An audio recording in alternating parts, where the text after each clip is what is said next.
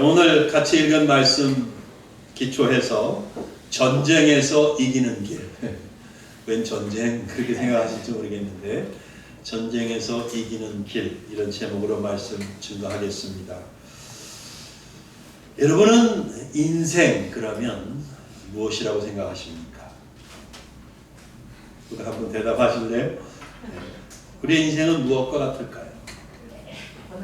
고난.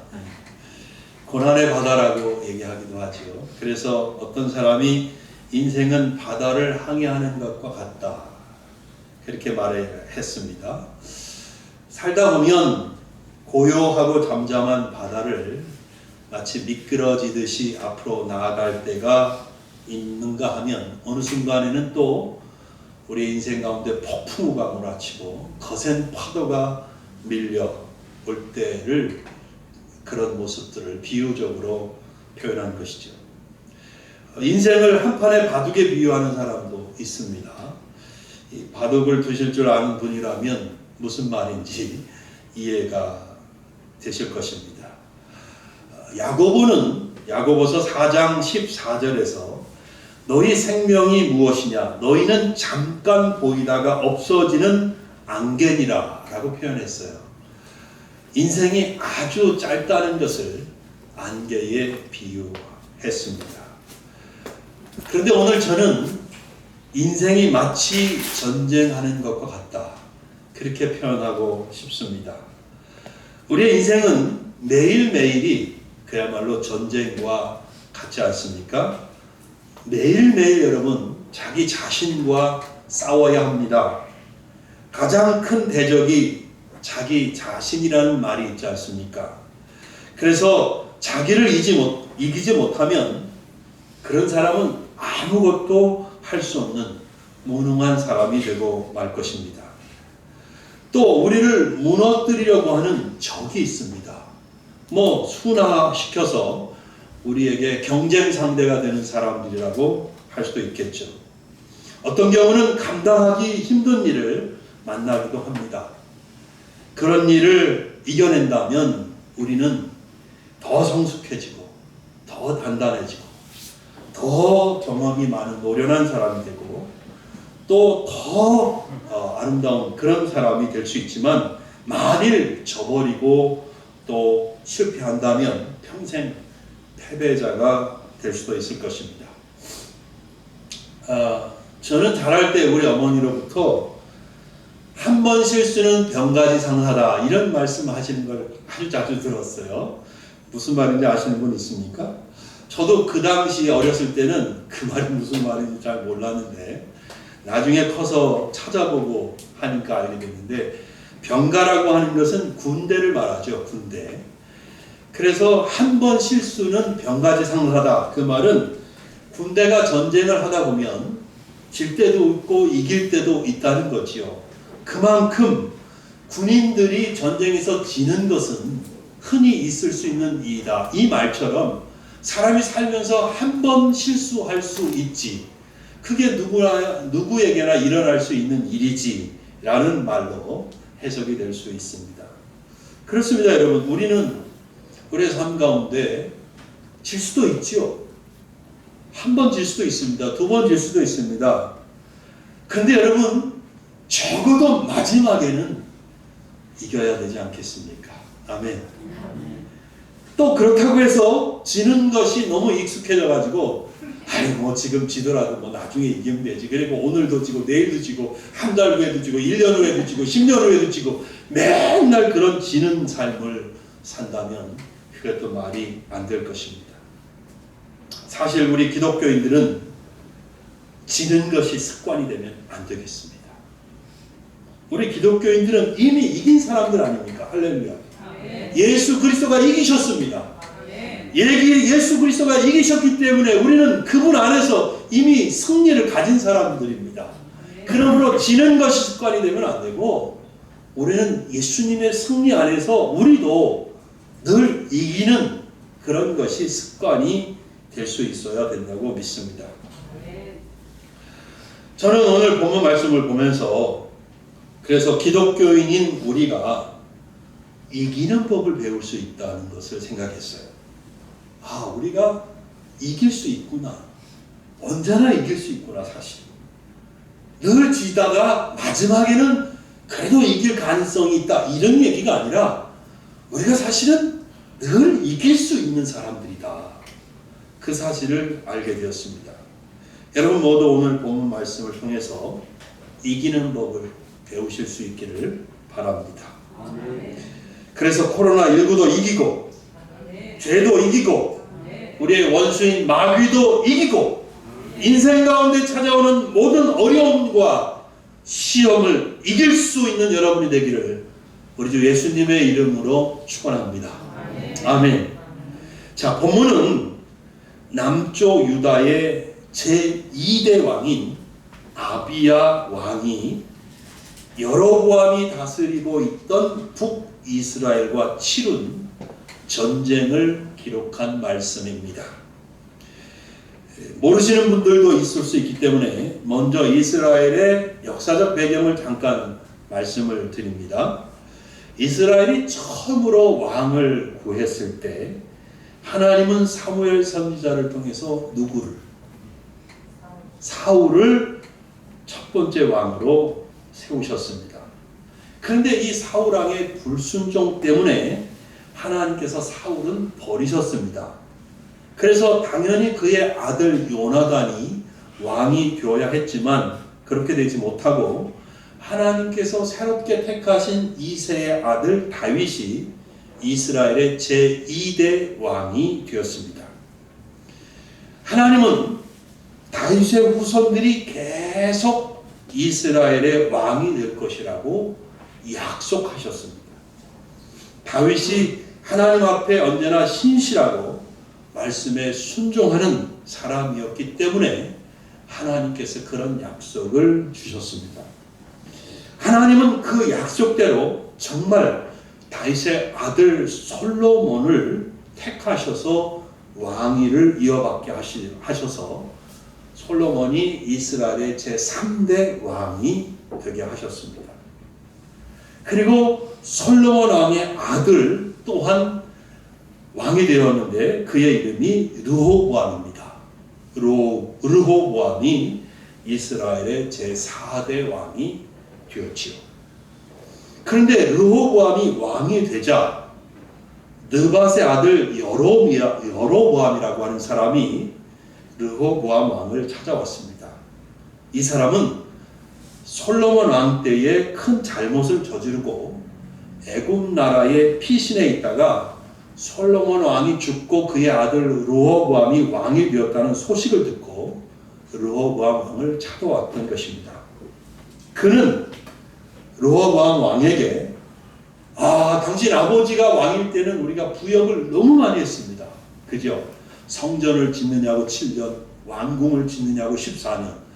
너무너무 부역이 힘들었으니까 우리에게 짐을 좀 가볍게 해주십시오. 이런 부탁을 했습니다. 만약에 그렇게 해주시기만 하면 우리 모두는 솔로몬 왕을 섬긴 것처럼 당신도 우리가 섬기겠습니다. 그랬습니다. 그런데 이 르호보암이 너무 어린 나머지 충신들의 말을 듣지 않고 자기 친구들의 말을 듣고 이 제안을 거절했습니다. 그래서 여로보암은 자기를 따르는 자들과 함께 유다 지파와 베냐민 지파를 제외한 나머지 10개 지파를 데리고 북쪽에다가 새로운 나라를 세우고 스스로 첫 번째 왕이 되었던 것입니다. 이 여로보암이 북이스라엘을 다스리고 18년이 지났습니다. 그때 솔로몬의 아들 르호보암 왕이 이제는 죽고 그의 아들 아비야가 왕이 되었습니다. 그러니까 남쪽 유다의 두 번째 왕이 된 셈이죠. 오늘 성경을 보면 그는 3년을 다스렸다 그랬습니다. 그러니까 3년 동안 왕노릇하고 죽은 것입니다. 굉장히 짧은 시간이죠. 근데 역대하 기자는 아비야의 3년 통치 기간 중에 그래도 3년이나 통치했으니까 여러 가지 일들이 있었지 않겠습니까? 그런데 아비야 왕의 3년 통치 가운데 딱 한 가지 사건을 기록을 했는데 그 그 기록이 오늘 본문인 것입니다. 다윗의 정통성을 잇는 남유다의 아비야 왕과 북이스라엘의 여로보암 왕 사이에 전쟁을 했습니다. 그 사건이 오늘 본문에 기록된 것이죠.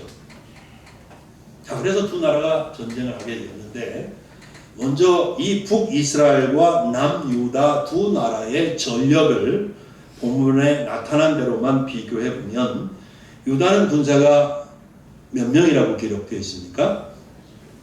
40만 명입니다. 그죠? 다 보고 계시죠? 잘 보셔야 돼요. 자, 그러면 북이스라엘은 군사가 몇 명입니까? 80만 명입니다. 유다는 40만 명, 북이스라엘은 80만 명입니다. 우선 수적으로 유다가 북이스라엘의 반밖에 안 됩니다. 일단 수적으로 유다 쪽이 절대적으로 불리한 상황이라고 할 수 있죠. 근데 우리 성경만 읽어보면 눈치를 채기가 쉽지 않은데요. 군사 한 사람 한 사람을 볼 때 양쪽 군사들의 이 전쟁을 수행할 수 있는 능력 면에서 굉장한 차이가 있었습니다. 차이가 아주 컸습니다. 자, 오늘 본문 보면 유다의 군사를 뭐라고 표현하고 있어요? 그 다음에 뭐예요? 용감한 군사라고 되어 있죠. 그죠? 자, 전쟁에 나왔는데 용감해야죠. 당연한 거 아닙니까? 자, 전쟁에 나왔는데 용감해야 됩니다. 그래서 용감한 군사라고 되었습니다. 근데요, 그냥 용감한 사람들이었습니다. 그냥 용감한 사람들이에요. 평범한데 전쟁에 나왔으니까 으쌰으쌰 하면서 목숨 걸겠습니다 하면서 하는데 그냥 평범한 용감한 군인들이었습니다.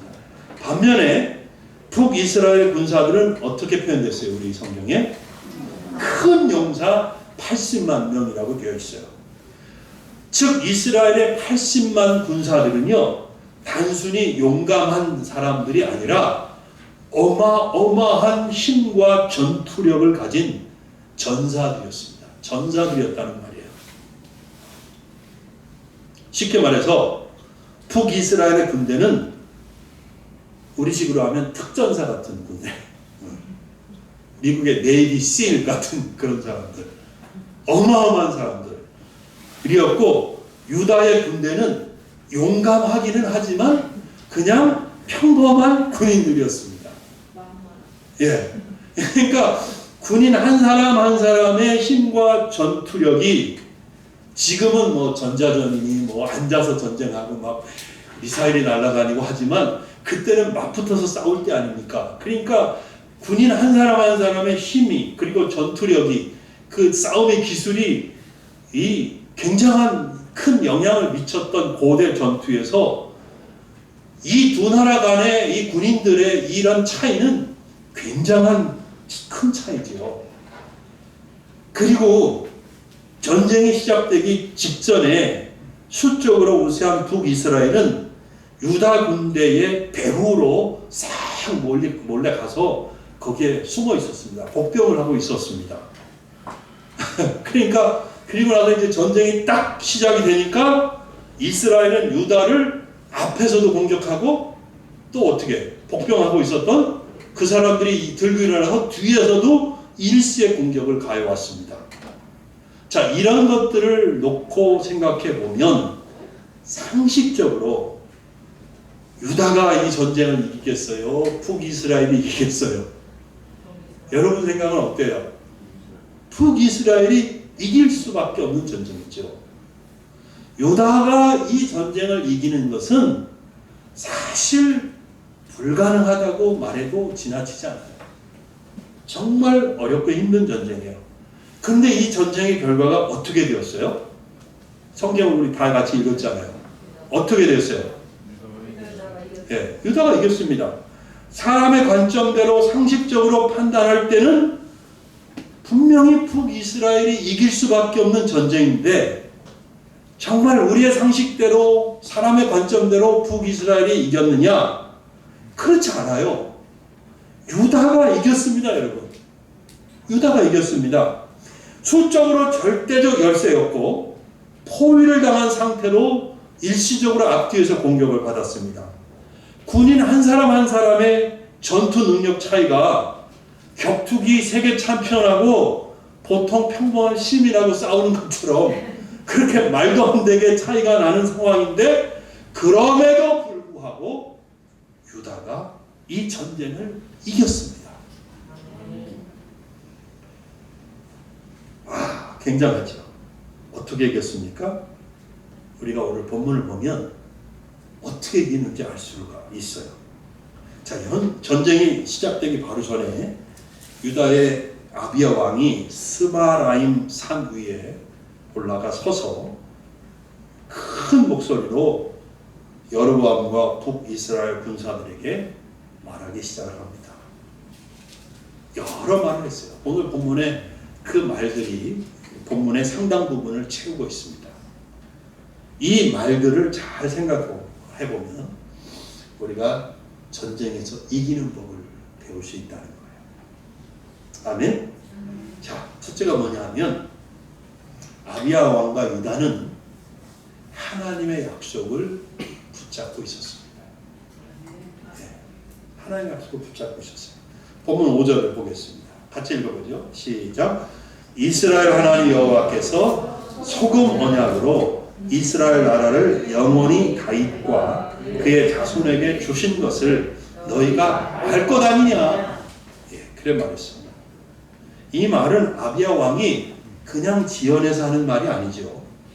하나님은 실제로 다윗에게 이런 언약을 주셨습니다. 다윗이 처음에 하나님의 성전을 내가 건축해야 되겠다 이런 마음을 품었을 때 하나님께서 나단 선지자를 다윗에게 보내셔서 말씀을 하시거든요. 그래서 역대상, 우리 본문은 역대하입니다. 역대상 17장 7절 8절 보면 이렇게 말씀되어 있습니다.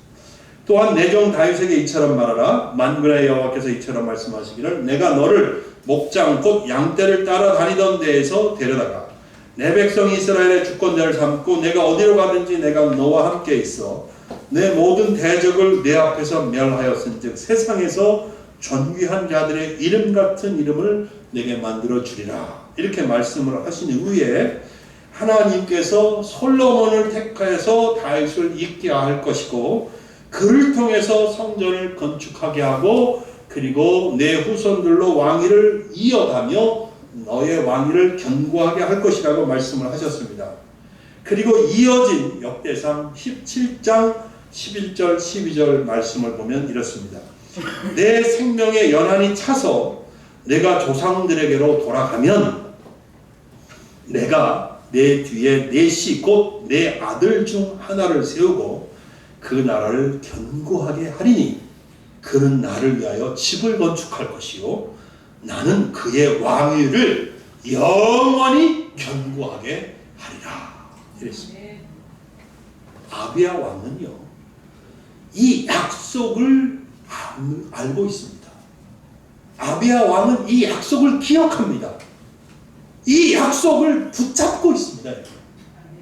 그러므로 아비야 왕은 8절에서 여로보암 왕이 유다를 공격하는 것은 다윗 자손의 손으로 다스리는 여호와의 나라를 대적하는 것이라고 말합니다.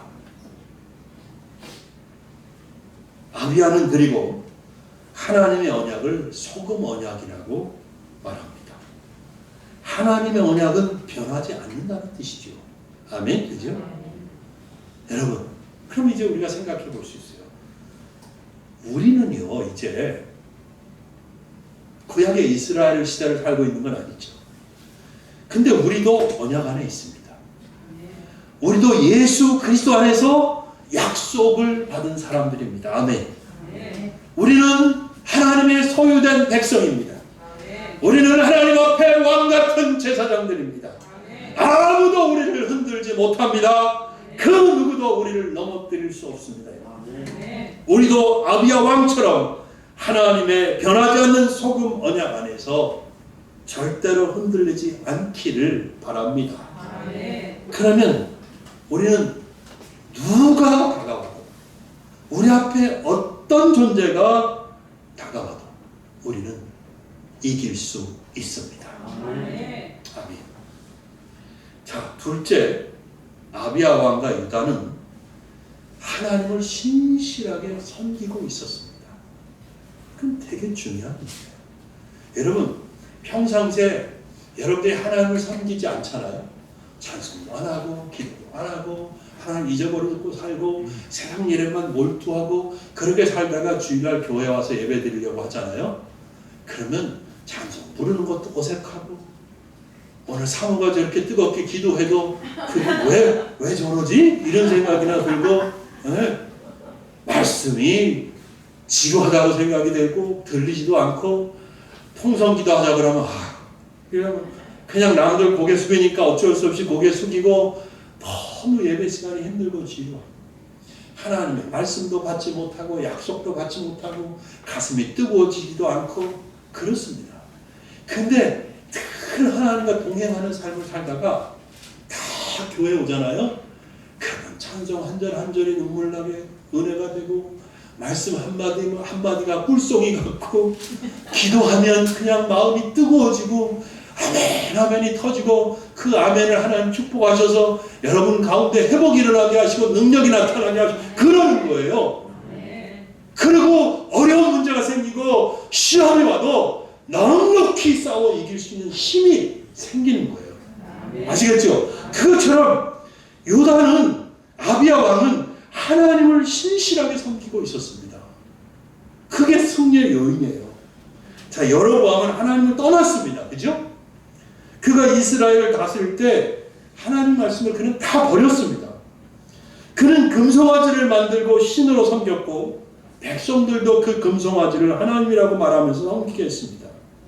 또 여로보암 왕은 아론 자손인 여호와의 제사장들과 그들을 돕는 레위 사람들을 다 쫓아내 버렸습니다. 그리고 아무나 나 제사장 시켜주세요. 그러면 세워서 금송아지를 섬기게 했습니다. 그런데 말씀드린 대로 남쪽 유다는 그렇지 않았습니다. 여로보암 왕이 쫓아낸 제사장들이 유다로 왔습니다. 유다로 와서 하나님을 섬기고 있었습니다. 그리고 아론 자손이면서 레위 사람들이 수종 들면서 하나님을 같이 섬기고 있었습니다. 자, 아비야 왕의 말을 더 들어보겠습니다. 11절 같이 읽어보겠습니다. 시작.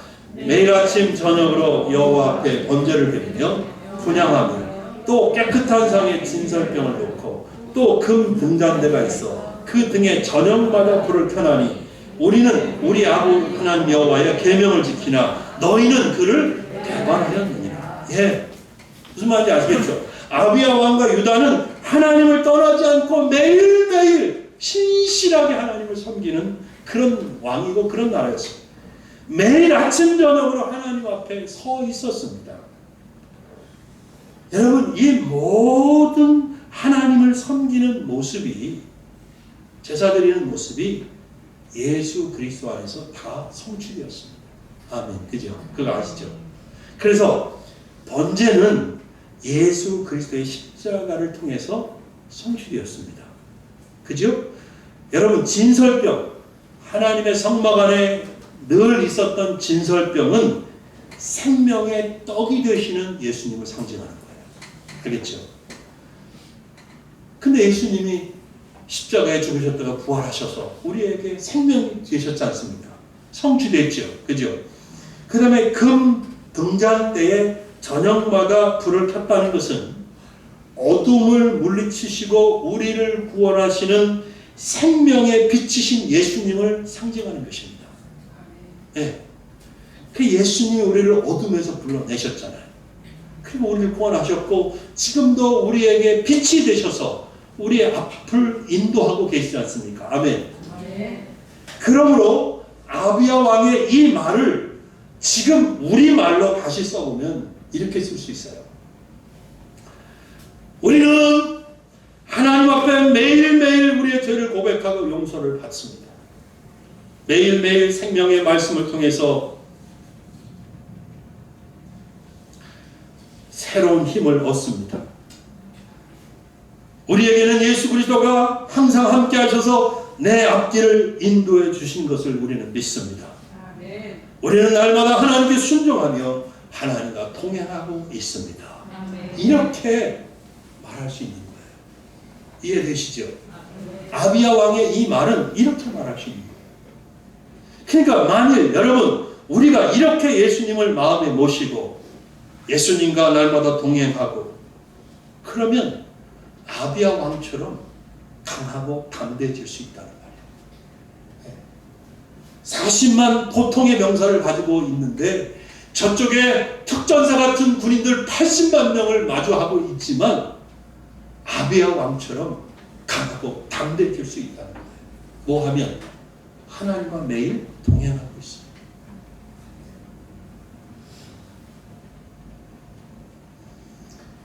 여러분 이렇게 하면 어떤 적이 나타나도 우리의 삶 가운데 어떤 어렵고 힘든 일이 찾아와도 두렵지 않습니다.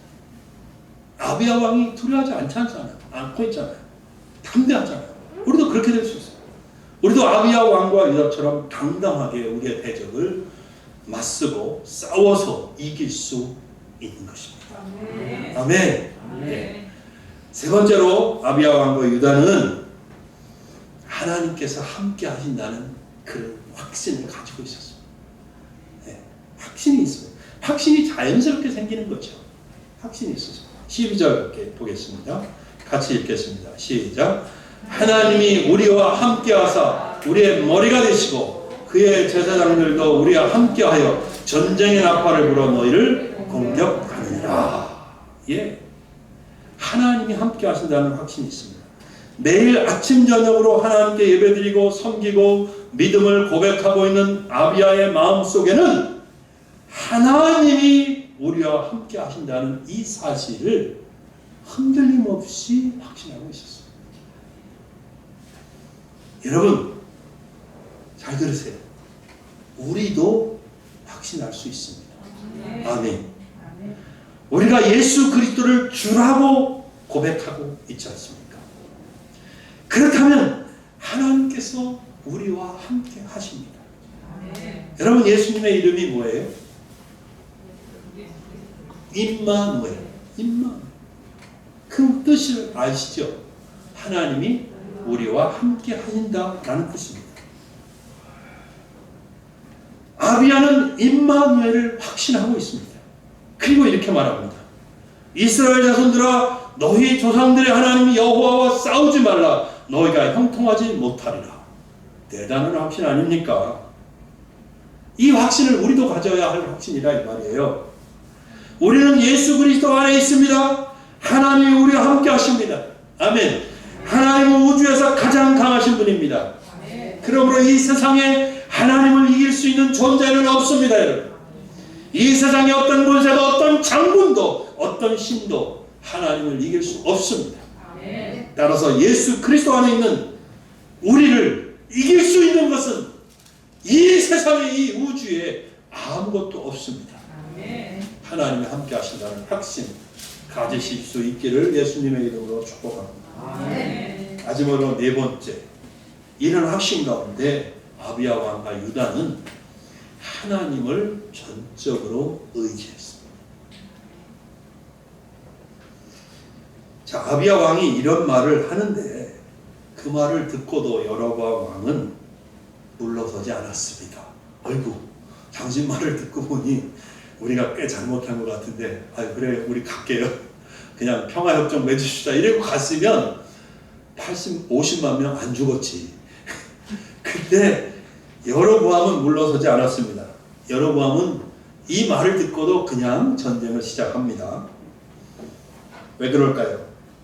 그 사람은 이미 하나님 믿는 사람이 아닙니다. 여로보암은 하나님을 믿지 않았어요.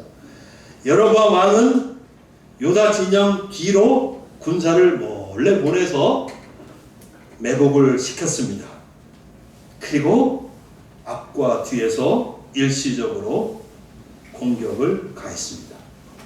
자, 본문 14절 보면은 유다 군인들이 얼마나 다급했을까. 아니 이게 앞에만 있는 줄 알고 앞만 보고 있는데 갑자기 뒤에서 함성 소리가 나서 보니까 그쪽에서도 자기네 군대만큼 밀려오고 있잖아요. 지금 얼마나 다급하겠어요. 얼마나 긴박감을 가졌겠어요. 저는 이 본문을 보는데 그게 생생하게 느껴지더라고요. 얼마나 무서웠을까, 얼마나 몸이 달았을까, 얼마나 당황스러웠을까. 보세요. 14절 보세요. 유다 사람이 뒤를 돌아보고 자기 앞뒤에 적병으로 말미암아 여호와께 부르짖고 제사장들은 나팔을 부니라. 제사장 나팔 소리는 이제 공격 명령을 알리는 신호였지요. 한번 생각해봐요. 여러분이 지금 유다 군대에 있다고 생각을 해봐요. 얼마나 다급하겠어요. 네. 얼마나 두려웠겠습니까? 그런데 그런 상황에서 유다 군인들이 어떻게 했어요? 14절 보면 어떻게 했어요? 여호와께 부르짖었습니다. 여호와께 부르짖었다는 말이 뭐예요? 기도했다는 말이죠. 큰 소리로 앞뒤에서 물밀듯이 특전사 군인들이 거칠 것이 없어라 하면서 말처럼 달려드는데 가만히 있으면 죽을 판인데 그 상황에서 평범한 군인들인 그냥 용감함 하나만 가지고 전쟁에 나온 이 사람들이 할 수 있는 일이 뭐가 있겠어요? 그냥 하나님 앞에 부르짖는 거예요. 하나님 도와주세요. 하나님 싸워주세요. 우리를 구원해 주세요. 그것밖에 더 할 게 있겠습니까?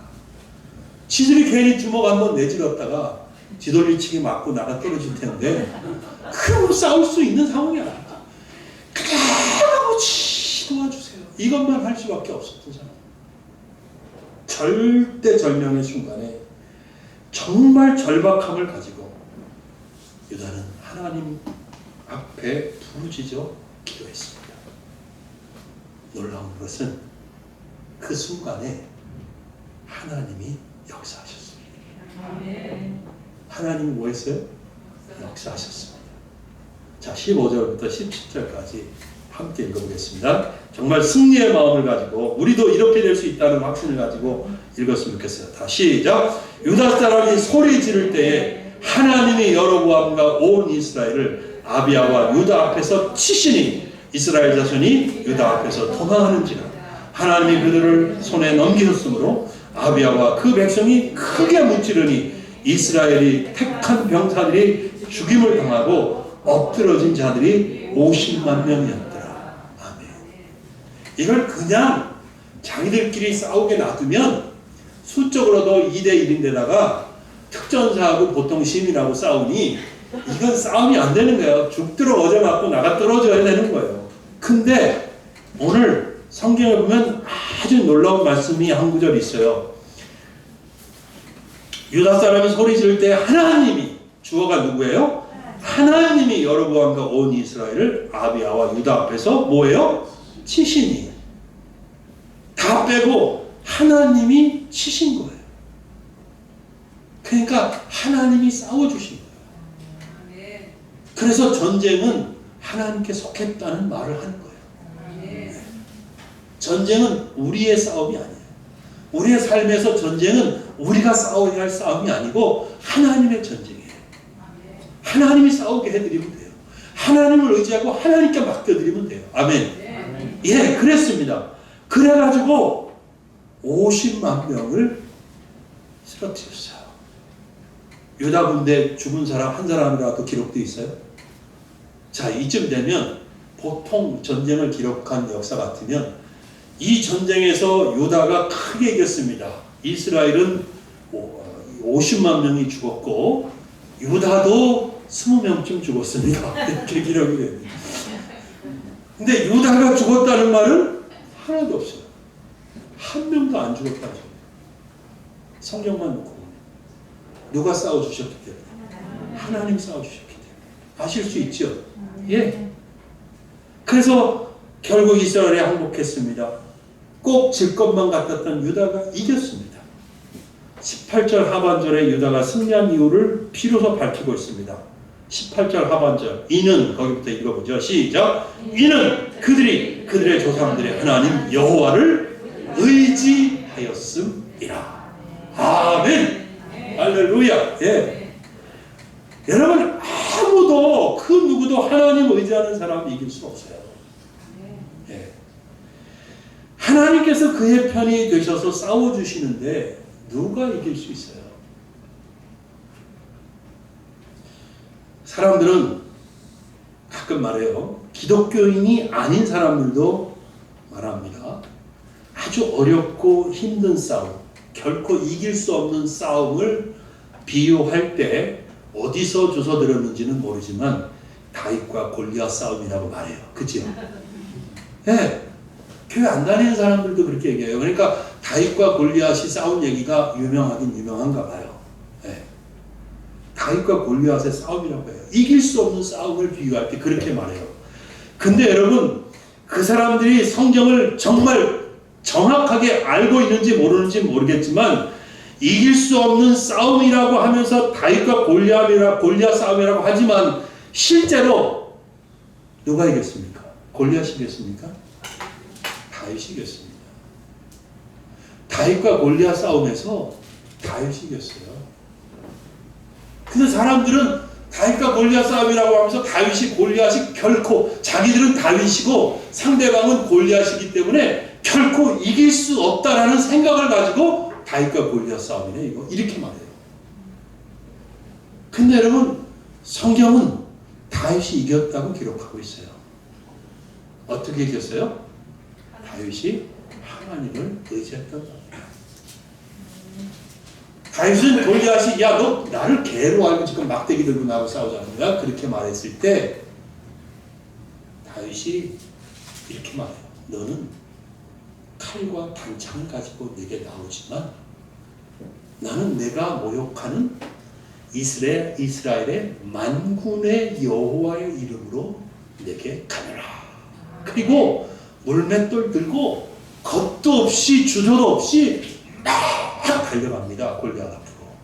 그러면서 물맷돌 딱 던졌을 때 다 가렸는데 여기만 비워놨었거든요. 거기에 가서 딱 맞은 거야. 다 투구 쓰고 다 가리고 다 완전 무장했는데 여기만 열려 있었는데 다윗이 던진 물맷돌이 거기 가서 정통으로 맞아서 그 돌 맞고 그 거구가 그 자리에서 쓰러진 거예요. 다윗이 잘 던졌습니까? 물론 기술도 있었습니다. 다윗이 촥 돌에 탁 하면 양이 저쪽으로 가려고 하다가 거기 굴러 가면 안 되는 거예요. 그런 기술이 있었습니다. 그럼에도 불구하고 하나님이 다윗과 함께 했던 거예요. 다윗이 하나님을 의지하니까 하나님이 다윗 편에서 싸워주셨어요. 물맷돌 하나 가지고 그 거구 전사, 전쟁에서 잔뼈가 굵은 그 사람을 쓰러뜨릴 수 있었던 겁니다. 여러분도 우리도 하나님을 전적으로 의지하고 나아간다면 우리는 그 무엇과 싸워도 그 누구와 싸워도 이길 수 있습니다. 말씀을 맺겠습니다. 여러분, 매일매일 지면서 당연한 듯 그렇게 무기력하게 사시겠습니까? 아니면 작은 일이든 큰 일이든 그것이 사람이든 사건이건 시험이건 어려운 일이건 이기는 사람이 되기를 원하십니까? 이기는 사람이 되기를 원하시죠? 네. 그럴 겁니다. 그러면 말씀을 요약합니다. 하나님의 변하지 않는 약속들을 붙잡으시고 매일매일 예수 그리스도와 동행하시고 예수님 안에서 하나님께서 함께 하심을 굳게 믿으시고 모든 일에 하나님을 전적으로 의지하실 수 있는 여러분이 되기를 바랍니다. 그리고 날마다 이기십시오.